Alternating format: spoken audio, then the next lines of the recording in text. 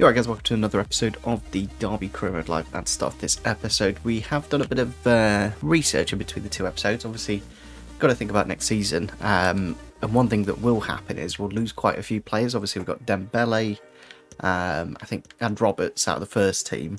Then on the bench, we've got, actually we're keeping all of those. But we've got Bellingham, Gordon, Davies, Chester, McGoldrick, Asula, Stearman and Loach, which is about 10 players, all leaving the club at the end of the season. Obviously, we could make Bellingham permanent with a small fee, which we might do, but essentially we're losing 9 or 10 players. So to kind of even up the numbers, what I've done is added a few former Derby players to the shortlist that we could potentially bring back. Obviously, Graham Shinney was at the Bolton game, so slight rumours that he might come back, so that'll be something interesting to see.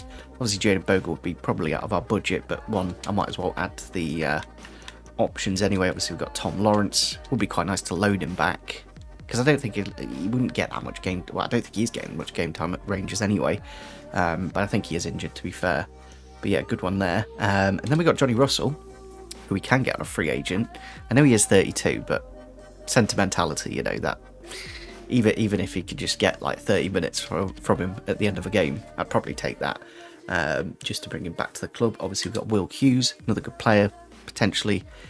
Could be one we could bring in, not too expensive, around 75 rated. And Jeff Hendrick, who we can also get on a free, who would be quite a good option because he's quite versatile. You know, he's essentially an older Jason Knight, which is not bad at all. But yeah, first up, I think it'd be rude not to go...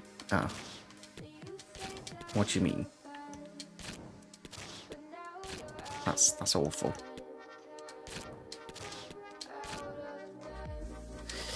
Well, I had plans and they've just gone out the window. What do you mean you don't want to relocate? Either way, if their contract expires, we can just get them on a free at the end of the season when that happens. But yeah, we've got options here for sure. And obviously we've got all the other previous free agents. I might bring back Scott Malone, to be honest, because at 31, 71, it's actually quite good when you compare him to like Forsyth, who's what, nearly 35 and 64 rated. So yeah, well, let's go for Scott Malone. I always quite enjoyed him at the club. He's, you know, good attacking fullback. Would quite like. I'm gonna just have to accept the crucial role.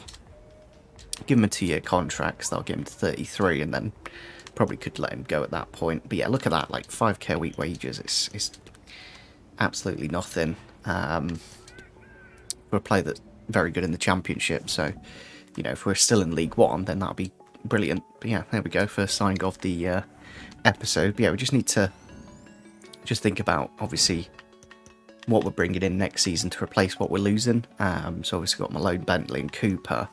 So probably could do with an attacker and a midfielder, more than likely.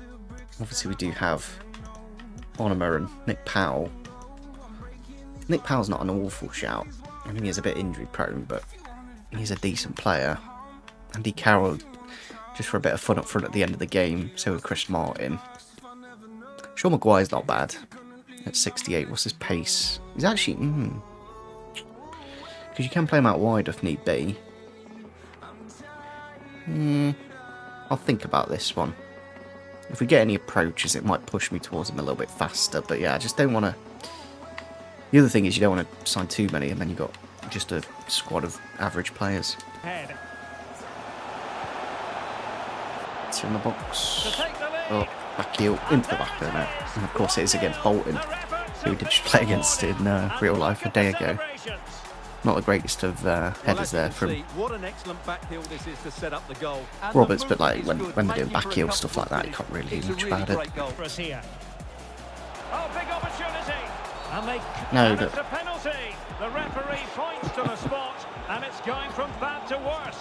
That's a great well, his name and number have been taken as well, Stuart. Great save, Wildsmith, he's on it. Well, that's full time against Bolton. Not a great start, to be honest, of the episode.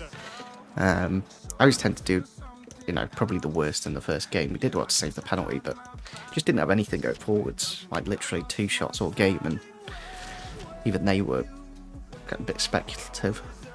Bit of growth to Wildsmith and I think Mendes Lang. I think he's gone to a 70.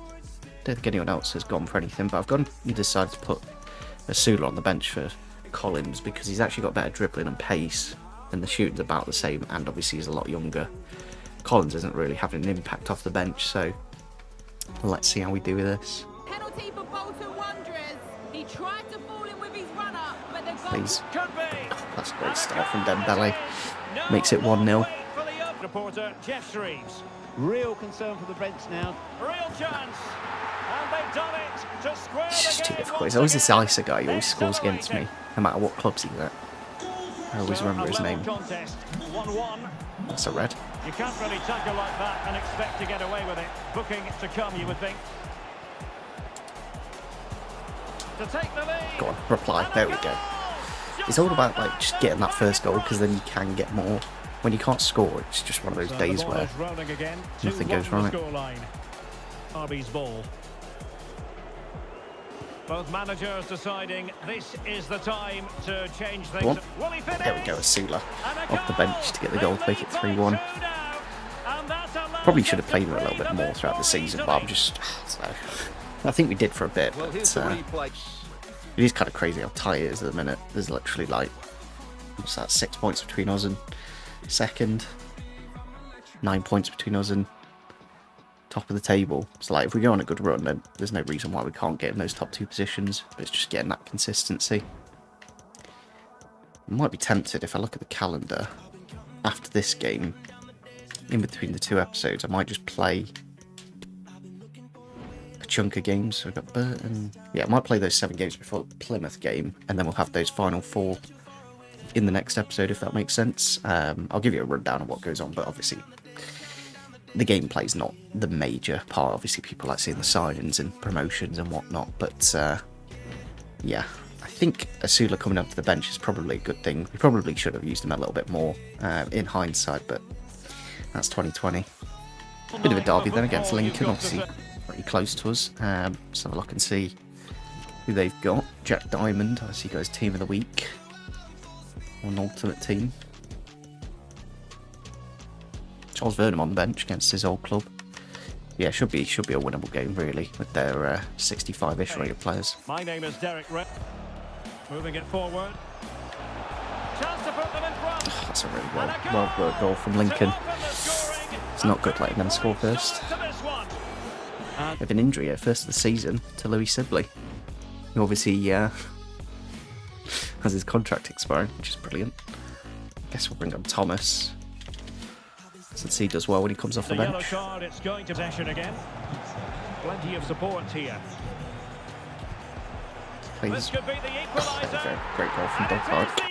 I've technically just subbed him off, so I might just keep him on. Pop Dembele there, and then put Dovbite back in. Something like that, maybe.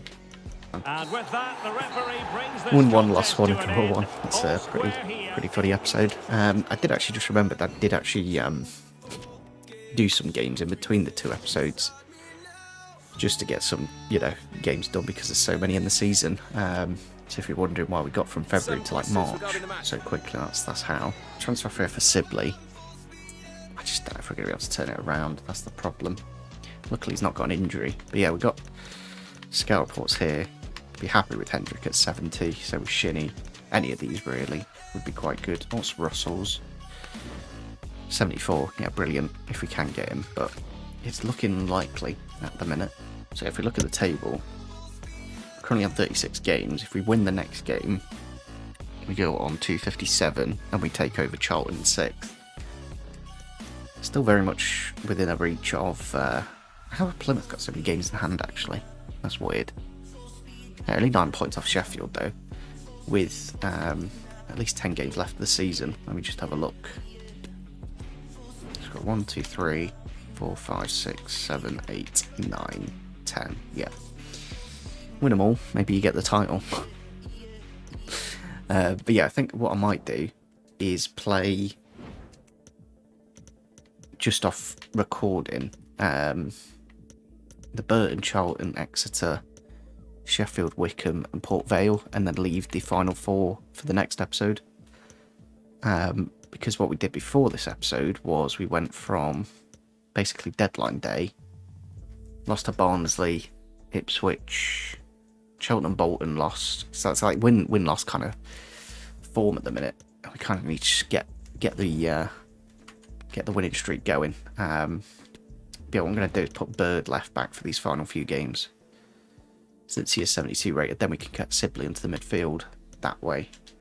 Not really seen much on Dobbin recently, so I might pop in Barkhausen for a few, because now we need sheer results at this point, and hopefully we get promoted.